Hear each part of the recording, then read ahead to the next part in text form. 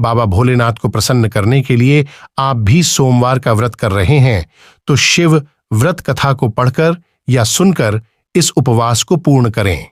बाबा भोलेनाथ को प्रसन्न करने के लिए आप भी सोमवार का व्रत कर रहे हैं तो शिव व्रत कथा को पढ़कर या सुनकर इस उपवास को पूर्ण करें। सोमवार व्रत की विधि। नारद पुराण के अनुसार सोमवार व्रत में व्यक्ति को प्रातः स्नान करके शिव जी को जल और बेल पत्र चढ़ाना चाहिए। इसके बाद केवल एक समय ही भोजन करना चाहिए। साधारण रूप से सोमवार का व्रत दिन के तीसरे पहर तक होता है, मतलब शाम तक रखा जाता है। सोमवार व्रत 3 प्रकार का होता है: प्रति सोमवार व्रत, सौम्य प्रदोष व्रत और 16 सोमवार का व्रत। इन सभी व्रतों के लिए एक ही विधि होती है। व्रत कथा। एक समय की बात है, किसी नगर में एक साहूकार रहता था। उसके घर में धन की कोई कमी नहीं थी, लेकिन उसकी कोई संतान नहीं थी। इस कारण वह बहुत दुखी था। उसकी भक्ति देखकर एक दिन मां पार्वती प्रसन्न हो गईं और भगवान शिव से उस साहूकार की मनोकामना पूर्ण करने का आग्रह किया। पार्वती जी की इच्छा सुनकर भगवान शिव ने कहा कि हे पार्वती, इस संसार में हर प्राणी को उसके कर्मों का फल मिलता है और जिसके भाग्य में जो हो उसे भोगना ही पड़ता है। माता पार्वती के आग्रह पर शिवजी ने साहूकार को पुत्र प्राप्ति का वरदान तो दिया, लेकिन साथ ही यह भी कहा कि उसके बालक की आयु केवल 12 वर्ष होगी। माता पार्वती और भगवान शिव की बातचीत को साहूकार सुन रहा था। उसे ना तो इस बात की खुशी थी और ना ही दुख। वह पहले की भांति शिवजी की पूजा करता रहा। कुछ समय के बाद साहूकार के घर एक पुत्र का जन्म हुआ। जब वह बालक 11 वर्ष का हुआ तो उसे पढ़ने के लिए काशी भेज दिया गया। साहूकार ने पुत्र के मामा को बुलाकर उसे बहुत सारा, दोनों मामा भांजे इसी तरह यज्ञ कराते और ब्राह्मणों को दान दक्षिणा देते काशी की ओर चल पड़े है।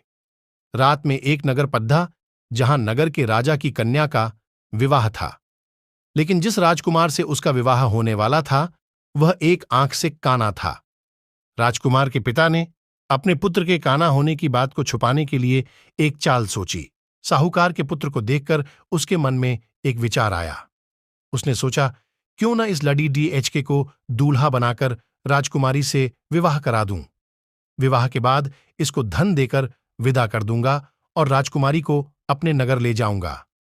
लड़ी DHK को दूल्हे के वस्त्र पहनाकर राजकुमारी से विवाह कर दिया गया। लेकिन साहूकार का पुत्र ईमानदार था। उसे यह बात न्याय संगत नहीं लगी। उसने अवसर पाकर राजकुमारी की चुन्नी के पल्ले पर लिखा कि तुम्हारा विवाह तो मेरे साथ हुआ है, लेकिन जिस राजकुमार के संग तुम्हें भेजा जाएगा वह एक आंख से काना है। मैं तो काशी पढ़ने जा रहा हूं। जब राजकुमारी ने चुन्नी पर लिखी बातें पढ़ी तो उसने अपने माता पिता को यह बात बताई। राजा ने अपनी पुत्री को विदा नहीं किया, जिससे बारात वापस चली गई। दूसरी ओर साहूकार का लड़का और उसका मामा काशी पहुंचे और वहां जाकर उन्होंने यज्ञ किया। जिस दिन लड़के की आयु 12 साल की हुई उसी दिन यज्ञ रखा गया। लड़के ने अपने मामा से कहा कि मेरी तबीयत कुछ ठीक नहीं है। मामा ने कहा कि तुम अंदर जाकर सो जाओ। शिवजी के वरदानुसार कुछ ही देर में उस बालक के प्राण निकल गए। मृत भांजे को देख उसके मामा ने विलाप शुरू किया। संयोगवश उसी समय शिवजी और माता पार्वती उधर से जा रहे थे। पार्वती ने भगवान से कहा, स्वामी, मुझे इसके रोने के स्वर सहन नहीं हो रहा। आप इस व्यक्ति। जब शिवजी मृत बालक के समीप गए तो वह बोले कि यह उसी साहूकार का पुत्र है जिसे मैंने 12 वर्ष की आयु का वरदान दिया। अब इसकी आयु पूरी हो चुकी है।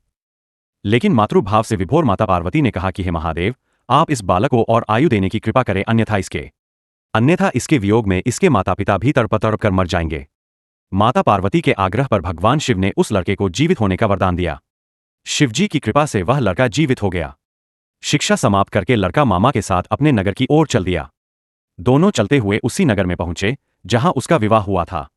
उस नगर में भी उन्होंने यज्ञ का आयोजन किया। उस लड़के के ससुर ने उसे पहचान लिया और महल में ले जाकर उसकी खातिरदारी की और अपनी पुत्री को विदा किया। इधर साहूकार और उसकी पत्नी भूखे प्यासे रहकर बेटे की प्रतीक्षा कर रहे थे।